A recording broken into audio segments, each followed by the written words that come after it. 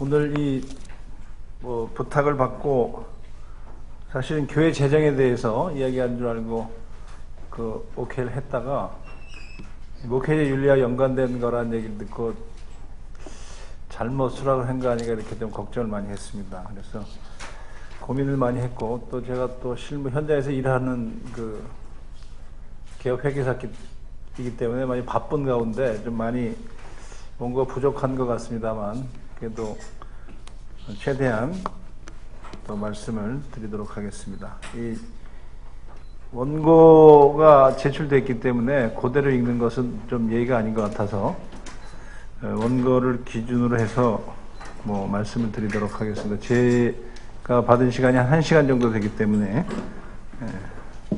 그 시간 내에 말씀을 드리도록 하겠습니다.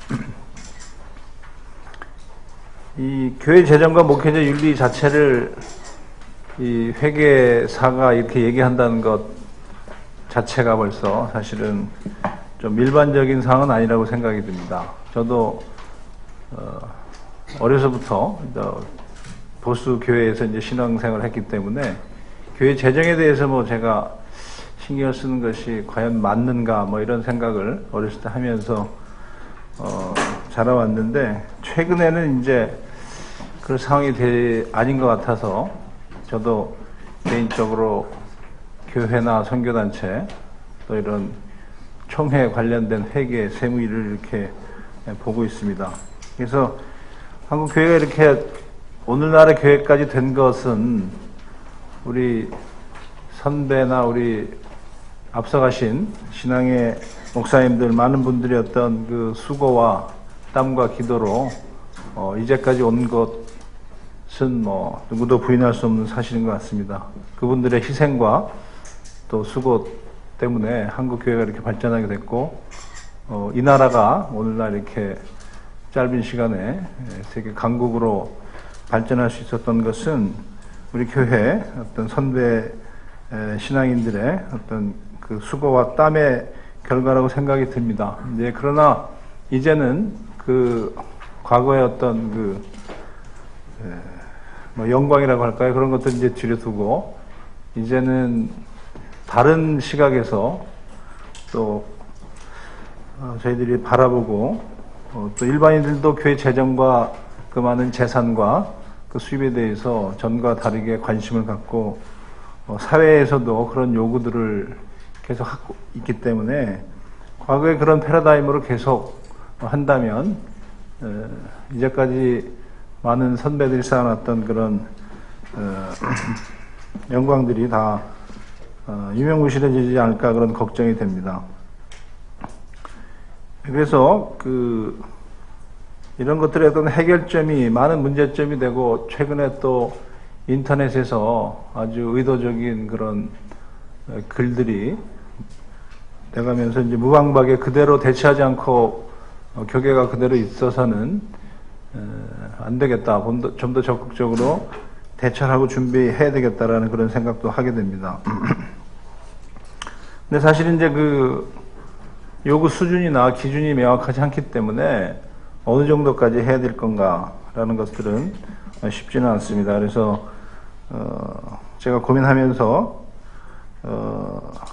최근에 이제 과세 당국이나 정부에서도 공익법인에 대한 관리를 서서히 강화해 나가고 있습니다. 세법 개정도 해 나가고 있고요. 그런 어떤 여론도 조성되고 있는 것이기 때문에 우리 교회도 종교단체도 거기에 발맞춰서 아직까지는 법으로 강제되지는 않았지만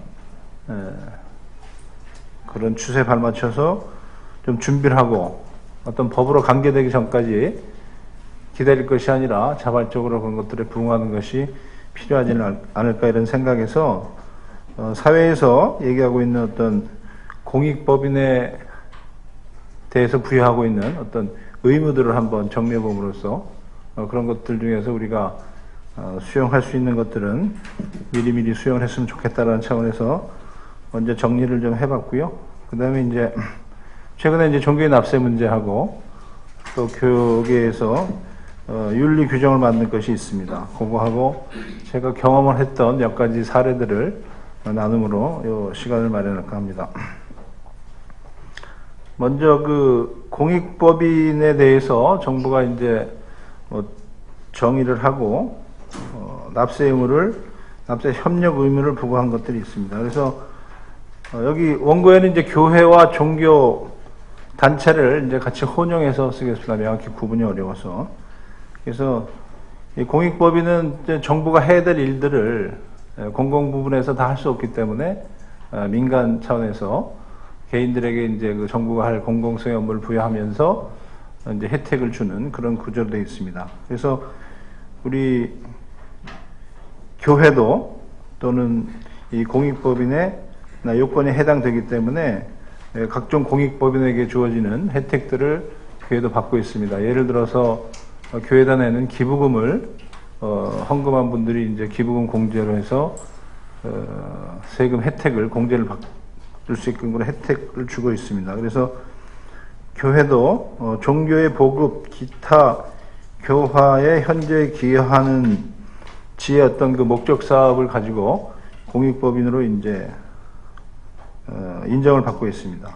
그래서 이것은 뭐 국내에 사무소가 있고 물적 인적 시설을 갖춘다면 등기 여부가 상관없이 개별 교회도 소속 교단의 소속 증명만 된다면 공익법인으로 혜택을 받고 있고, 여러 가지 공익법인에 주어진 의무에 대해서 따를 것은 따르고 제외 규정은 혜택을 받을 수 있게 되어 있습니다. 그 다음 페이지 보시면 이제 2015년 최근에 공익법인들은 이제 결산 공시 의무가 적용이 됩니다. 그래서 이번 2014년까지 그 공시한 법인 수가 한 8천여 개 됩니다. 여기는 물론 이제 자산이 5억 이상 되고 출연 재산이 이제 3억 이상인 공익법인에 대해서 공시가 된 거지만 우리 교계의 어떤 교회 수는 한 3만 5천 개로 이르고 있다. 그래서 공익법인에서 어떤 교회 또는 기독교회가 차지하는 비중은 상당히 큰 부분을 차지하고 있다. 이렇게 얘기할 수 있겠습니다. 물론 3만 5천 개 중에는 자산 규모나 출연재산 규모가 3억이나 5억이 되지 않는 뭐 교회도 포함되어 있을 거라고 봅니다. 그러나 또 반대로 종교 법인으로 돼서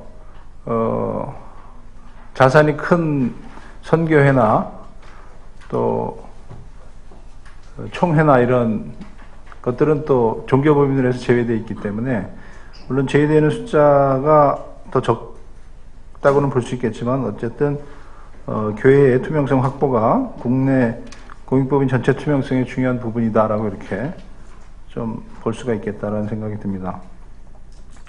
그래서 이제 현행 그 세법에서는 종교단체를 포함해서 모든 공익법인에 이제 규정을 납세 협력 의무를 부과하고 있고, 지금도 최근에는 이제 강화를 하면서 많은 증여세나 가산세를 부과하고 있습니다. 그 선교단체들은 최근에 이제 많이 증여세 문제가 시비가 되고 있는데요. 종교단체 예외를 두고 있는 규정들이 있습니다. 그래서 그것을 한번 이 기회에 정리를 해봤습니다. 그래서 첫째 이제 출연재산을 정의를 하고 있는데 종교에 출연하는 헌금의 경우에는 출연재산으로 구분하지 않고 있습니다. 우리 교회는 헌금에 대해서는 아예 출연재산으로 정의에 빼놓고 있습니다. 그러나 이제 헌금 이외에 부동산이나 주식 등을 출연하는, 부동산과 주식은 이제 출연재산 보겠다라는 얘기죠. 그래서 그 제외하는 이유는 출연자별로 가액 산정이 곤란하고 상속 증여세의 회피 수단으로 이용될 소지가 없기 때문에 출연재산으로 보지 않고 이제 출연재산 신고 의무에 대해서 아예 제외를 시켜놓고 있습니다. 근데 요즘은 사실 교회에서는 교회 재정의 대부분을 차지하는 11조는 어떻게 보면 출연하는 사람들 명의로 다 관리를 하고 있기 때문에 이 출연자별로 구분이 가능하다라고 또 볼 수도 있겠습니다. 그래서 좀 엄격히 적용한다면 출연재산으로 볼 수 있다라고도 할 수가 있겠습니다. 둘째로 이제 공익법인 출연재산 등에 대한 보고서 제출 의무인데요. 일반적인 공익법인은 12월 31일로 기준으로 한다면 그 다음에 3월까지 출연재산에 대해서 출연재산의 규모와 내용의 출연자별로 상세 내역을 관할 세무서에 이제 제출하게 되어 있습니다. 그러나 이제 교회 이 경우에는 헌금이 출연재산에 포함되지 않기 때문에 제출하지 않아도 됩니다. 이제 그러나 엄격히 적용한다면 부동산이나 주식 또는 출연자별로 구분이 가능한 헌금이 있다고 한다면 출연재산 제출 의무가 의무가 있다라고 볼 수 있겠고요. 만약에 제출하지 않았을 경우에는 가산세, 증여세의 한 1% 정도에 대한 가산세를 납부하는 걸로 지금 세법은 이렇게 규정하고 있습니다.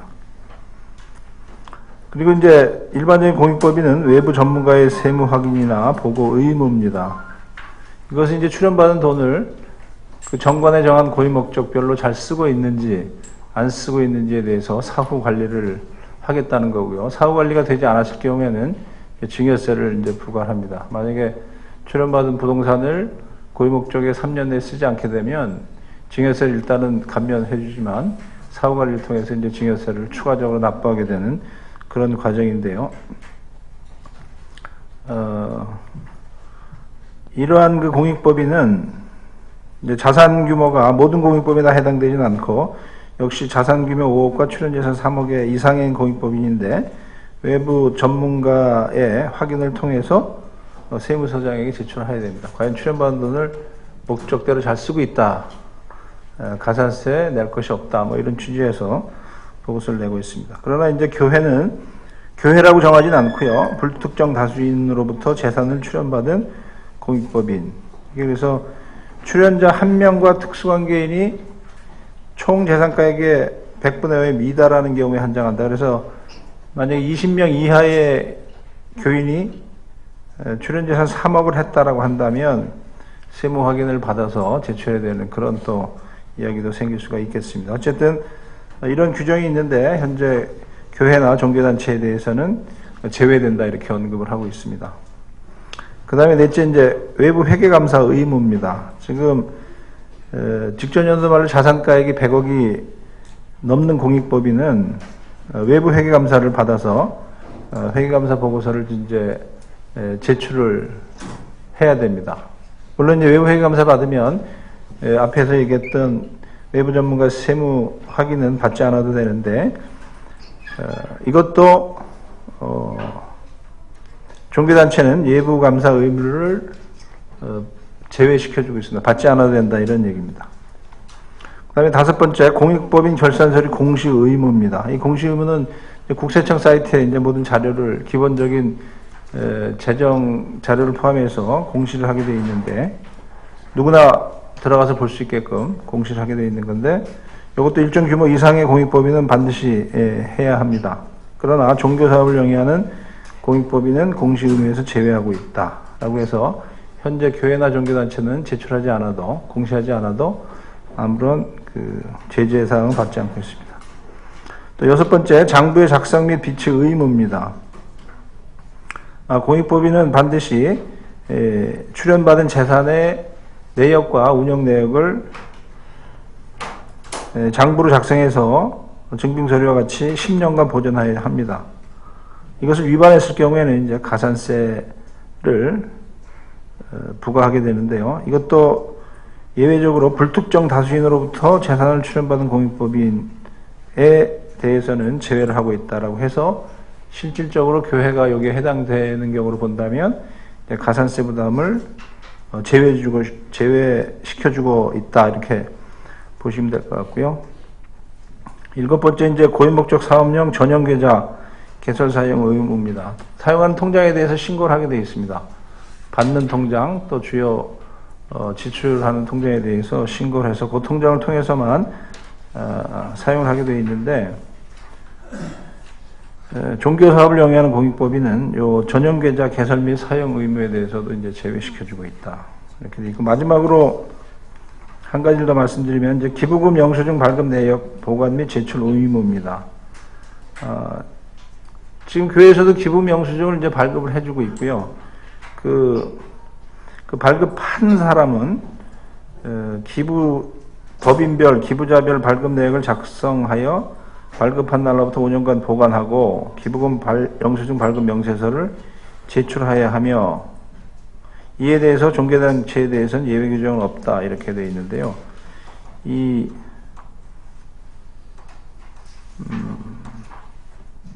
근데 법인세법에서는 불이행 시 가산금을 규정하고 있으나 제출 불이행에 대한 가산세는 규정하고 있지 않습니다. 제출하게끔만 해놓고 자발적으로 이제 하게끔 해놓은 거죠. 제출하지 않았을 경우에 가산세는 없는데, 그래서 어떤 경우에 가산세가 부담되면 와서 보면 기부금 발급 대장이나 기부금 명세서가 있어야 됩니다. 그거는 이제 교회도 마찬가지고요.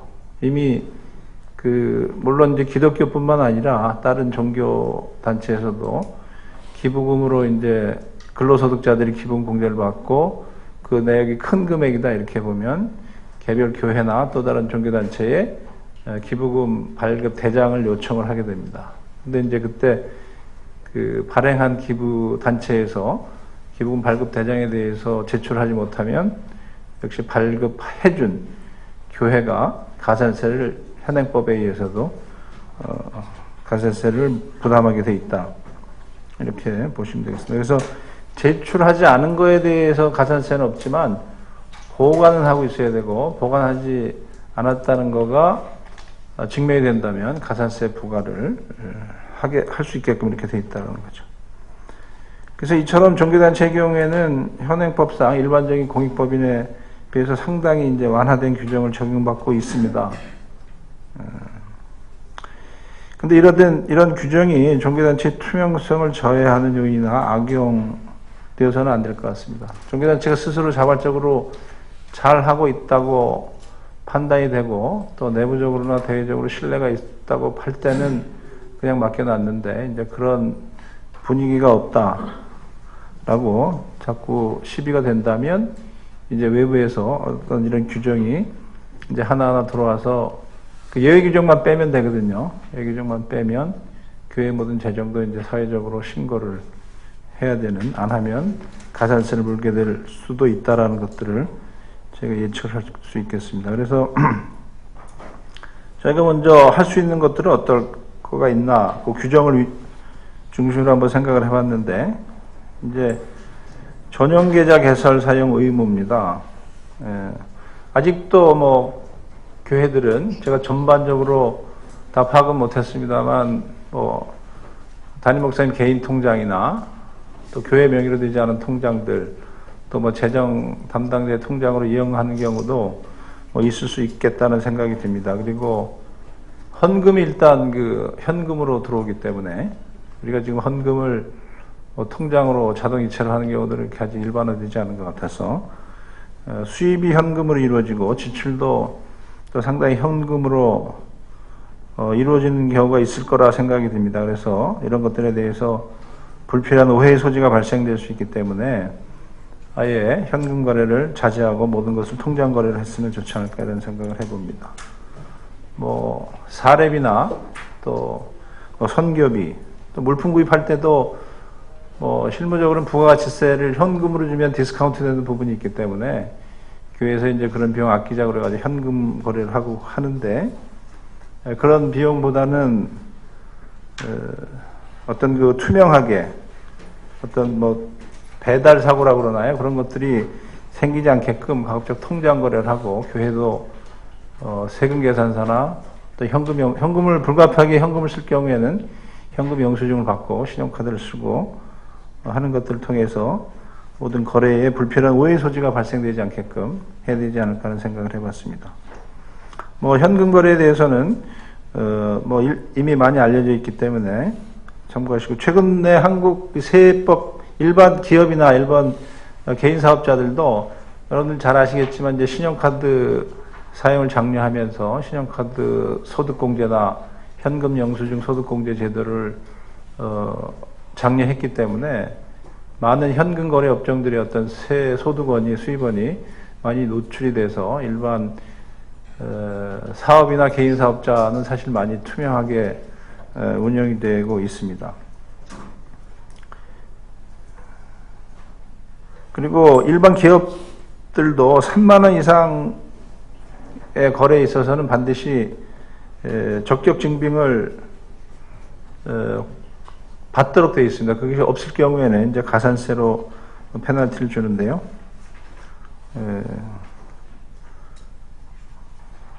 일반적으로 이제 기업체들이 많이 투명하지 않고 뭐 탈세를 많이 한다 이렇게 사업하는 사람들은 이렇게 얘기를 하고 계실 수도 있겠는데 사실은 이제 그렇지 않습니다. 우리나라 국세 행정이 많이 이제 그 전산화도 되고 그 시스템이 돼 있어서 요즘은 기업이 그 수입과 지출을 그 손익계산서에 이런 걸 신고를 하면 전산으로 분석해서 전체 수입이 얼마고 또 전체 지출이 얼마가 돼서 그것을 딱 비교하면 그 적격증빙 세금계산서나 이제 임대료 물건 사온 거, 카드 쓴 거 이런 것들 빼고 급여 신고한 거 빼고 차이 난 금액이 얼마인지 딱 나옵니다. 그럼 그거에 대해서 적격증빙이 없다라고 판단이 된다면 바로 해당 업체에 통보해서 소명 요구를 한다든지 세무조사로 이어지기 때문에 일반 기업체는 그렇게 현금 거래나 적격 증빙 없이 사용할 수 있는 여지는 점점 줄어든다 이렇게 생각을 하시면 좋을 것 같습니다. 그래서 종교단체도 사회변화에 맞춰서 현금 거래를 축소하고 금융기관을 통한 통장 거래를 해서 거래 기록에 대한 객관적인 증빙을 남기고 투명성에 대한 인식 개선과 불필요한 오해 소지를 없앨 필요가 있겠다라는 생각을 해봤습니다. 그 다음에 둘째로 공익법인 결산서류 공시 의무입니다.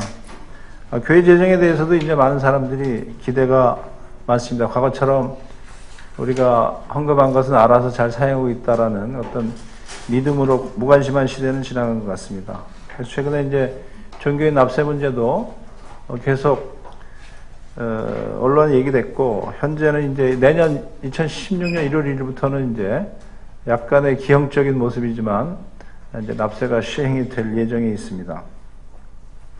그리고 교회가 재산이 많다는 것은 이제 누가 봐도 다 압니다. 교회 건물이 큰 길 한가운데 아주 웅장하게 서 있고 그 재산의 규모도 우리가 알 수 있고 또 교인 숫자만 봐도 이 교회 연 재정 수입이 얼마다라는 것들은 요즘 일반 사람들은 다 알 수가 있습니다. 얘기로 교인 한 명당 그 금액이 1인당 강북은 10만 원이다, 강남은 15만 원이다 이런 얘기가 돼서 교인이 한 500명 된다 그러면 강북 한 6억 이상의 어떤 교회 재정이 있을 거라고 일반적으로 추정을 할 수가 있습니다.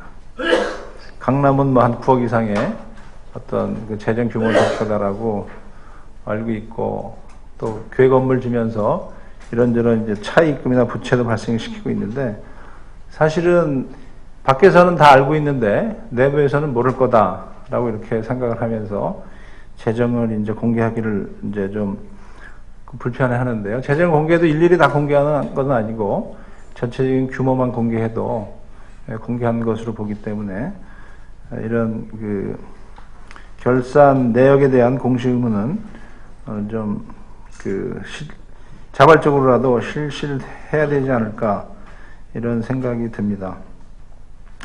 그래서 교회 재정 공개는 모든 장부를 공개하는 것이 아니라 주요 재무제표,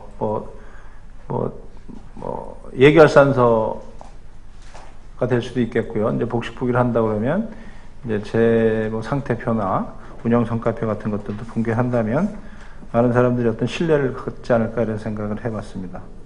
그다음 이제 외부 감사, 회계 감사 의무입니다. 물론 교회 내부에서 자체 감사도 하고 그 교회 내부에서 이제 보고도 하지만 굳이 외부 감사를 받을 필요가 있겠냐 이런 어떤 얘기들도 있습니다. 근데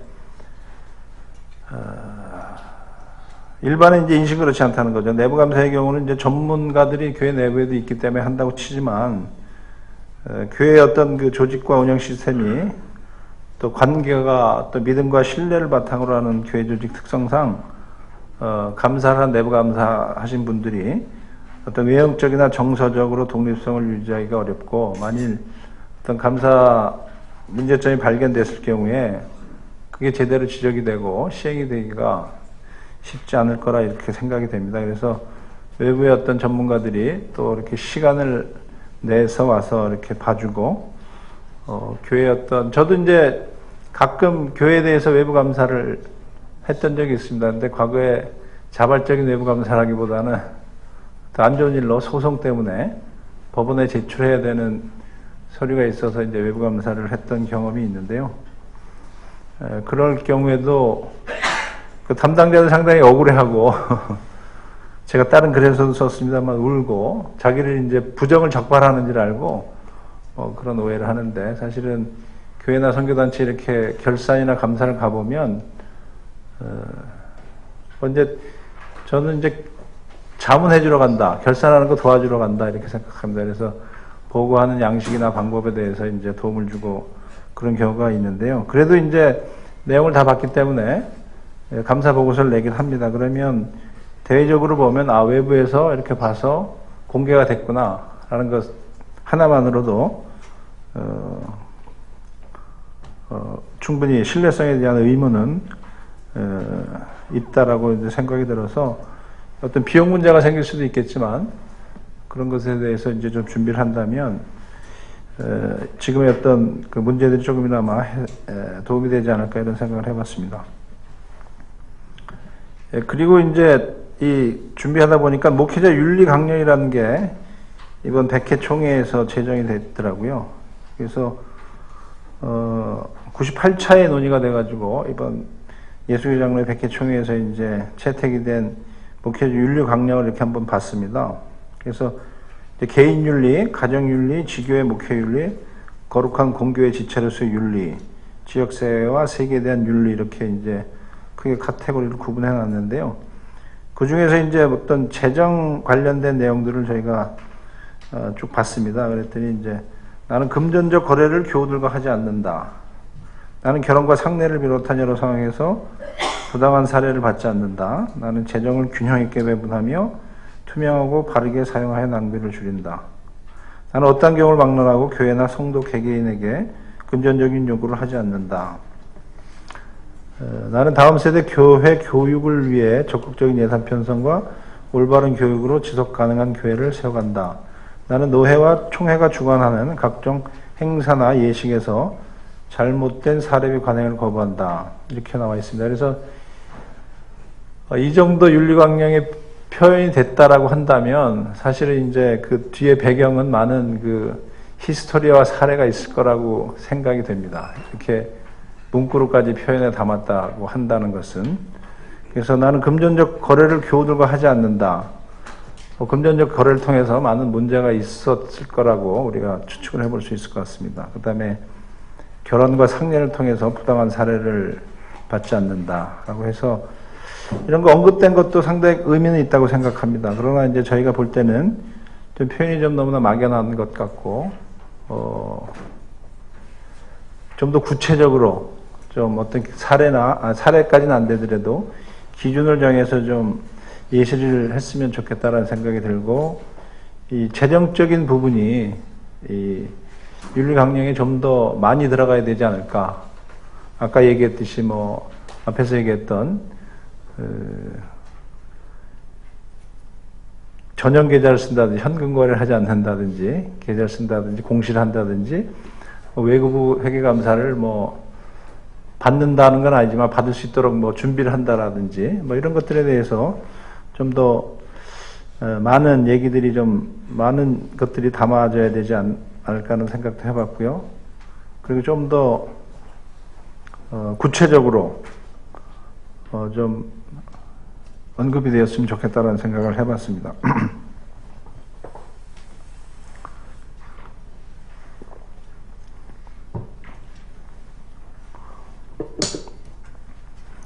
그 부정적인 사례나 이렇게 언론에 보도됐던 그 재정 문제에 관해서는 많은 이야기들이 있고, 여러분들이 좀만 관심을 가신다면 알 수 있을 것 같아서 그런 이야기들은 이렇게 굳이 이 시간에 얘기를 안 해도 될 것 같아서 이제 담지는 않았고요. 잘 하고 계신 분들의 어떤 사례들을 제가 좀 얘기해 볼까 합니다. 그래서 그 전에 이제 참고적으로 내년 1월 1일부터 이제 종교인 과세가 시행이 됩니다. 그래서 사실 2013년에 소득세법 시행령 개정을 통해서 이제 언급이 됐었는데, 그 시행이 이제 여러 가지 그 어려움으로 인해서 이제 2016년부터 이제 시행이 되는 걸로 지금 예정되어 있습니다. 그리고 그 법에 의해서 그 세금을 이제 좀 더 부연 설명드리면 기타 소득으로 과세되는 걸로 지금 예정이 되어 있거든요. 근데 저희가 이제 그 전에 종교인 과세에 대해서 따로 뭐 발제하던 시간이 있었었는데, 그 기형적인 과세입니다. 사실은 소득에서 세법에서 어떤 한 직업 분류를 별도로 소득 구분한다는 거는 이제 세법의 일반적인 체계는 아니고요. 종교소득이라는 걸 이제 별도로 만들어서 과세를 하는 거고, 엄밀히 따지면 이제 사실 근로소득이 맞습니다. 많은 어떤 조세 전문가들도 이제 그렇게 얘기를 하는데, 이제 교계에서나 이런 당사자들은 우리가 왜 근로자냐, 뭐 이중과세 아니냐, 뭐 이런 논리로 많이 이제 대응을 하는데, 뭐 그건 이제 별개로 하고요.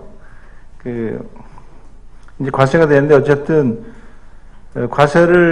과세관청에서는 하긴 해야 되겠고, 해봐도 이제 금액적으로는 큰 실익은 없을 것 같은데, 행정 들어가는 비용에 따라서는. 근데 어쨌든 명분상 과세를 하면서 이제 기타 소득이라는 걸로 과세를 합니다. 그래서 기타 소득은 80% 필요 경비를 인정해 주는 소득이 있고, 인정해 주지 않는 소득이 있는데, 일단 종교인의 그 받는 사례비라고 규정을 해서 기타 소득으로 80% 필요 경비를 인정해 주는 것으로 지금 예정이 되어 있습니다. 그래서 이제 근데 그것도 또 많다, 뭐 이런저런 얘기가 있어서 지금 2015년 8월 7일 날 소득세법 개정안이 지금 입법 예고가 돼 있습니다. 근데 이제 9월 달쯤 뭐 통과되기로 됐는데, 여러 가지 이제 지금 다른 문제로 국회가 열리지 않아서 통과를 안 하고 있는데, 그 개정안이 통과되면 조금 더 과세 소득이 줄어서 납세 비용은 좀 줄어드는 걸로 이렇게 지금 과세 예고가 돼 있습니다.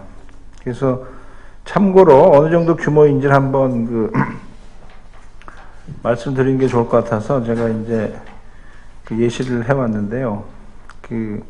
종교소득이 이제 4천만 원인 경우와 8천만 원인 경우 이렇게 이제 두 가지로 구분을 해봤습니다.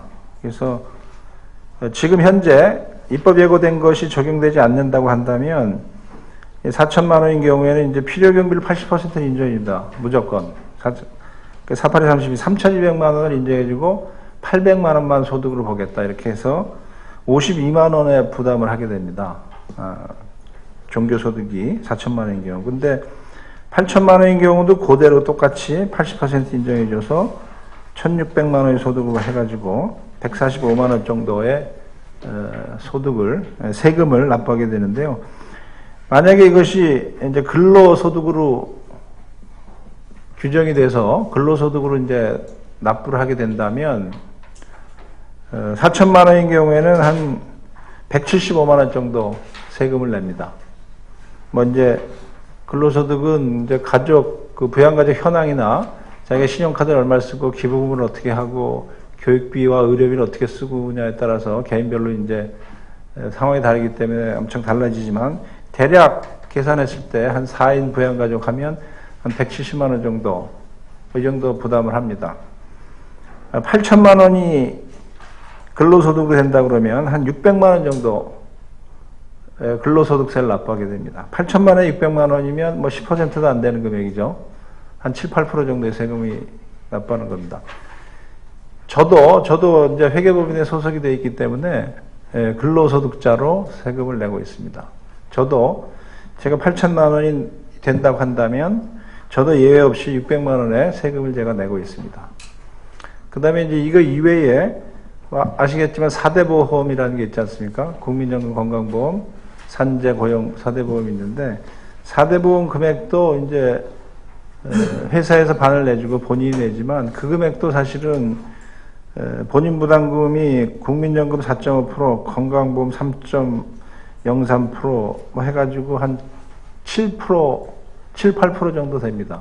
그러니까 소득이 8천만 원인 경우에는 근로소득자라고 한다면 근로소득세로 한 600여만 원 내고 4대 보험으로 본인 한 600만 원 정도 내야 돼서 1200만 원 정도의 세금을 납부하고 본인이 수령하게 됩니다. 그래서 대부분의 대한민국의 근로자들은 한 명도 예외 없이 이렇게 그 세금을 내고 있거든요. 근데 이제 사례비로 규정해서 그 종교소득으로 과세를 하겠다라고 해서 내년부터 예정된 과세 방법에 의해서 계산을 하면 4천만 원인 경우에는 52만 원, 8천만 원인 경우에는 145만 원만 납부하면 됩니다. 근데 이제 요 금액도 뭐 내는 게 부당하다, 이중과세다, 뭐 이런 이제 해서 얘기가 되고 있는데 금액으로 따져보면 그렇게 큰 금액이 아니다라는 것을 한번 보시면 좋을 것 같고요. 그 다음에 이제 지금 입법 예고되어 있는 개정 후의 금액으로 보면 바뀐 게 한 3가지 정도 되는데요. 식비, 교통비 같은 것들을 이제 비과세 소득으로 규정이 돼서 식비, 교통비가 있다면 이제 소득에서 제외시켜주겠다라는 얘기가 됩니다. 근데 이거를 식비, 교통비를 뭐 교회에서 실비로 정산한다든지 목회 지원비나 이런 것들로 정산한다 그러면 뭐 차이는 없겠습니다. 그래서 그게 제외된다는 거 하고 그 다음에 이제 필요경비 공제 구간을 그 밑에 주로 내렸는데 4천만 원 이하는 80%를 공제해주고 4천만 원에서 8천만 원까지는 60%, 그다음 1억 5천만 원 초과한 것은 20%만 공제해주기 때문에 소득이 높은 분들은 과세 표준이 올라가서 납세 금액이 올라가게 됩니다. 그래서 개정이 만약에 예정대로 입법 예고한 대로 된다면 종교소득이 4천만 원인 경우에는 조금 줄고요. 8천만 원인 경우에는 이제 외래 소득이 더 늘어나게 됩니다. 세금이. 요 안도 특별한 뭐 문제가 없으면 통과가 돼서 내년 2016년도부터 시행이 될 거라고 이렇게 예측은 하고 있습니다. 그리고 그럼 이 세금을 어떻게 신고하고 납부할 건가 이런 게 문제가 되는데 종전에는 지급하는 뭐 교회 같으면 교회에서 종교단체에서 원천징수 해가지고 납부를 해야 됩니다. 그래서 그 원천징수 의무를 안 했을 경우에는 원천징수 의무자한테 가산세를 부과가 가산세뿐만 아니라 그 납부할 세금도 교회에 원천징수 의무자한테 부과를 해서 사례비를 지급한 종교소득을 지급한 교회에 그런 부담이 이제 있게 됩니다. 그래서 그런 현실적인 문제 때문에 그 선택을 할 수 있게끔 되어 있고요. 교회가 원천징수를 하든지 하지 않든지 선택을 하게 되어 있습니다. 그래서 선택을 안 한 경우에는 사례비를 받은 목회자분들이 자발적으로 그 다음에 5월달에 종합소득 신고할 때 스스로 납세 의무자로서 의무를 이행해야 된다 이런 얘기입니다. 그래서 이것도 2016년부터 시행이 되기 때문에 이런 것에 대한 어떤 준비도 필요하지 않을까 그렇게 생각이 됩니다. 근데 사실 좀 더 구체적으로 한 번 더 보면 지금 저희 교회 같은 경우도 이제 그거 다 하고 있는데 근로소득으로 국민연금과 건강보험은 받아줍니다. 이게 신청해서 납부하는 거니까. 근데 고용산재는 지금 안 받아주고 있습니다. 그 교회에 대해서는 고용이 아니다. 그래서 산재가 나도 산재보험 적용을 안 해주겠다라는 거고요. 그 다음에 고용보험도 안 받아주는 거는 실업됐을 때 실업급여를 지급하지 않겠다. 그런 취지로 고용산재보험을 현재 안 받아주고 있습니다. 그래서 사실 어떻게 보면 근로소득세로 납부하고 이런 고용산재를 적용받을 수 있게끔 좀 적극적으로 주장을 하고, 그 다음에 근로장려 세제 같은 것들이 있으면 그 저소득 목회자들은 이제 외래 지원금도 받을 수 있는 그런 혜택도 있는데, 이제 그런 거를 떠나서 뭐 우리가 왜 근로자냐, 뭐 이중과세다 이런 논리로 지금 적극적으로 나서지 않고 있는 것 같은데요. 따지면 국민연금 적금인 거죠. 어떻게 보면 적금이고 우리가 이제 은퇴 이후에 받게 되는 거고, 건강보험은 어떻게 보면 지역의료보험으로도 납부하고 있는 겁니다. 이중부담은 아니라는 거죠. 국민연금 적금이고 건강보험은 지역에서 내는 거, 교회에서 내는 걸로 이렇게 바뀌게 되면 실제적인 큰 부담은 없는데, 다른 이유로 지금 뭐 근로소득 신고하는 거나 이런 것들을 납세하는 것에 대해서 부정적인 시각이 있는 것 같습니다. 예, 그리고 마지막으로 이제 뭐 몇 가지 사례를 제가 일하면서 경험했던 이제 사례들을 좀 나누고자 합니다. 뭐 본인들 그 동의를 받지 못해서 실명은 제가 밝힐 수 없고요. 그 S 법인의 이제 Y 목사님이신데, 이분이 이제 한 20여 년 이 특수사역을 하셨기 때문에 아주 유명한 뭐 TV나 그 신문 기사도 많이 났고, 보험회사나 이런 데서 이제 강사로 많이 그 요청을 받습니다. 그래서 제가 그 단체 회계감사를 한 15년 동안 이렇게 해왔는데요.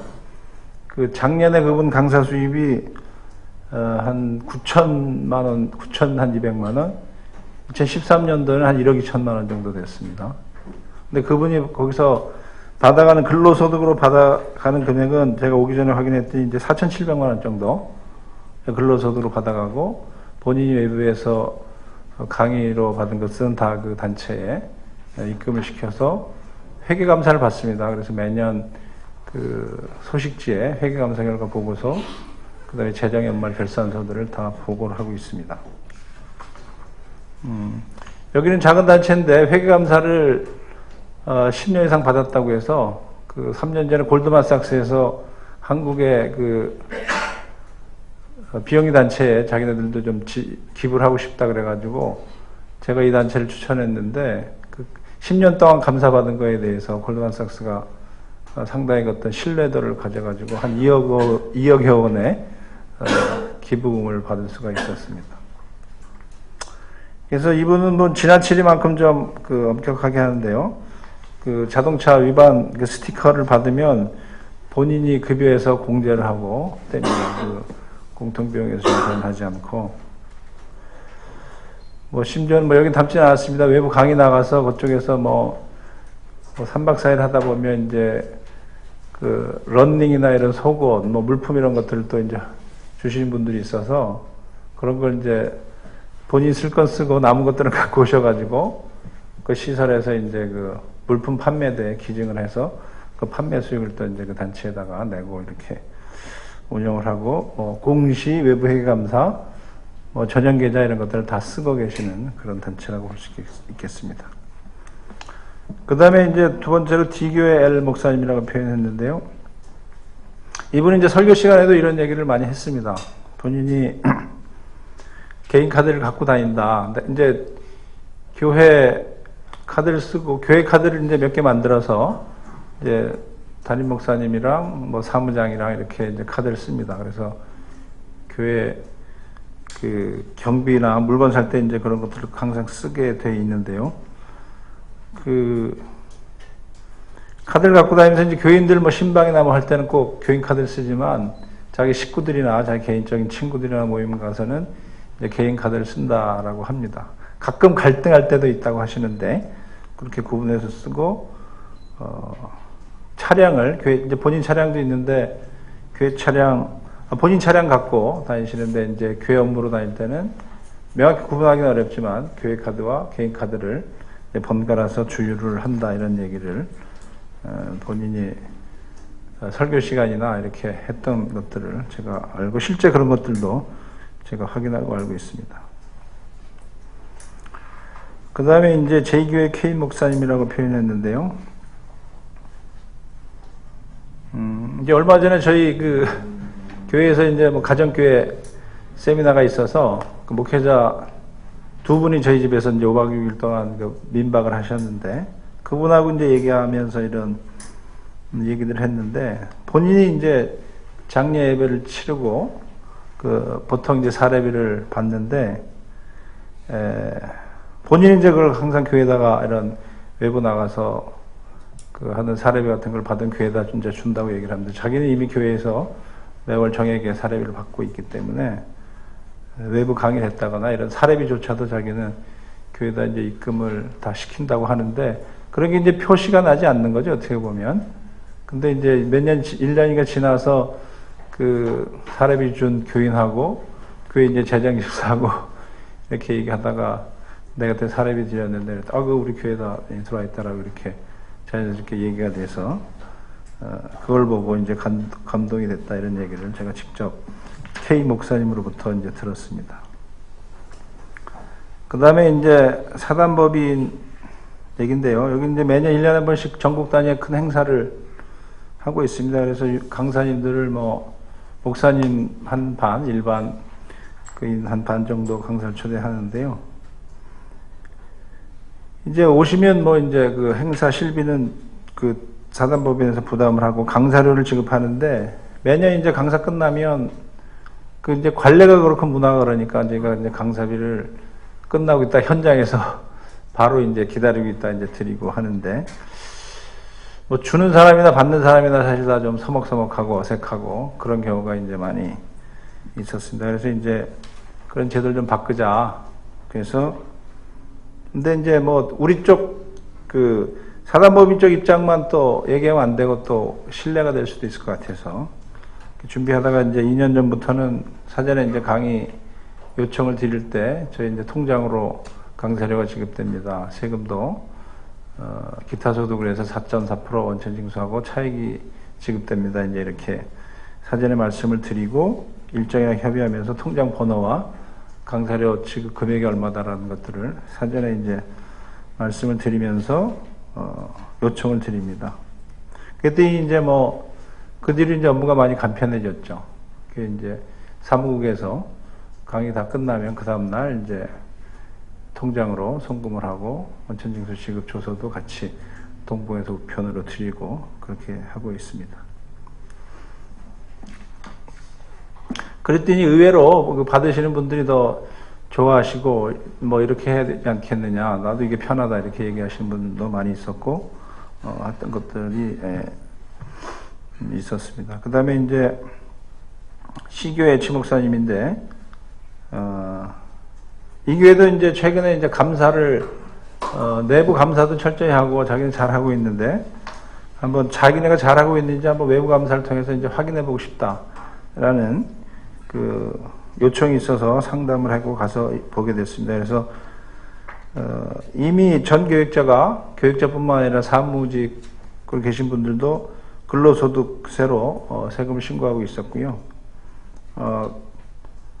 그렇게 하니까 이제 국민연금 건강보험은 이제 교회에서 2분의 1 부담을 하고 본인이 이제 반만 부담을 하게 됩니다. 그리고 이제 특이한 것은 요즘 이제 퇴직금 가지고 우리 이제 교회 이제 목사님들이 1세대에서 2세대로 이렇게 넘어가면서 퇴직금 가지고 이제 많은 그 사례들이 어려움이 있는 것들을 이렇게 봅니다. 그래서 여기는 퇴직금 규정을 이제 아예 당회에서 상회에서 만들어 놓고 퇴직금 규정에 따라서 근로소득으로 신고하기 때문에 가능한 거라 볼 수 있겠습니다. 그래서 퇴직연금을 매년 들고 있다. 그래서 이제 퇴직금에 대해서는 그렇게 나중에 실제 퇴직이 된다 하더라도 크게 문제가 없을 만큼 잘 준비하고 있다라는 얘기를 들었습니다. 그래서 이제 사례비 기준도 좀 정하고 공개해 놓으면 모시는 분이나 또 모시는 쪽이나 또 참여한 분들도 크게 갈등이나 고민이 없을 거라는 생각이 듭니다. 그래서 제가 참고로 몇 가지 단체의 그 강사비 사례 지급 기준을 찾아봤습니다. 근데 이 사회복지 공동모금회에서도 그 기준표가 있어서 봤는데 그 강사 기준을 이제 특별 강사, 또 1급 강사, 또 2급 강사 이렇게 이제 구분을 해놨더라고요. 그래서 특별 강사는 어떤 분이냐면 전현직 장차관, 대학 총장, 전현직 국회의원, 대기업 총수 이런 분들을 특별 강사를 해가지고 최초 1시간에 22만 원, 초과 시간당 13만 원, 이 정도 2시간 하면 한 35만 원 정도 어떤 사례비를 지급하게 되어 있습니다.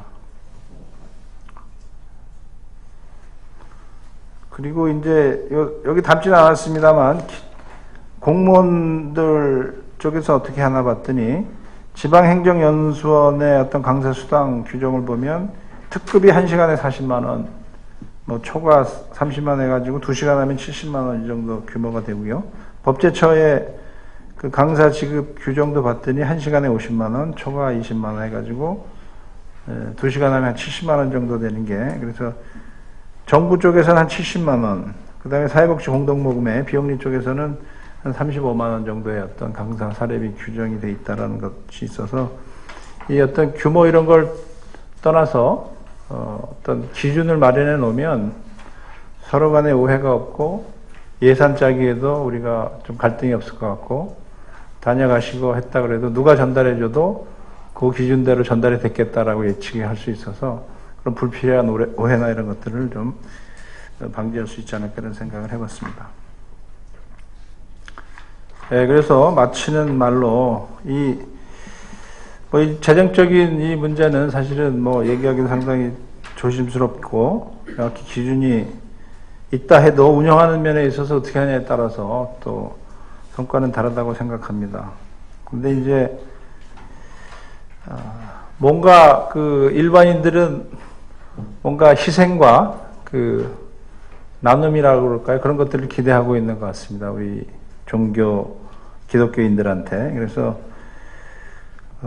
그런 어려움이 있다 하더라도 그런 어떤 희생과 그 나눔이 있지 않으면 지금 일반인들은 이제 교회에 대해서 더 이상의 기대와 마음은 떠나 있는 것 같은 생각이 드는데, 그 마음을 우리가 돌릴 수 있는 것들은 뭐 다른 기본적으로 이제까지 우리의 기본 가치나 전도, 양육, 복음 뭐 이런 것들은 다 뭐 그대로 둔다고 하더라도, 재정적인 면만 따로 얘기한다 하더라도 그런 것들을 사회에 돌리고 나누지 않는다면 그 마음이 다시 돌아올 것 같지 않습니다. 그리고 과거에는 잘 하고 있기 때문에 그런 예외 규정을 두고 믿고 맡겼지. 근데 이제 잘하고 있지 않다, 많은 문제가 발생된다라고 한다면 그런 어떤 규정이나 예외 규정들이 취소가 되고 세금, 근로소득 어떤 문제뿐만 아니라 교회가 갖고 있는 많은 재산이나 교회가 헌금 사용한 내역에 대해서도 사용 내역을 보고 목적에 사용하지 않았다고 했을 때 어떤 세금을 부과할 수 있는 그런 여지가 충분히 있을 거라고 생각합니다. 그래서 그런 부분들은 좀 시간과 금전적으로 좀 희생이 필요하고 어려움이 있고 불필요하다고 생각도 되겠지만, 그런 것들이 이제 자발적으로 좀 해야 되지 않을까, 그런 시기가 오지 않았을까 이런 생각이 들어서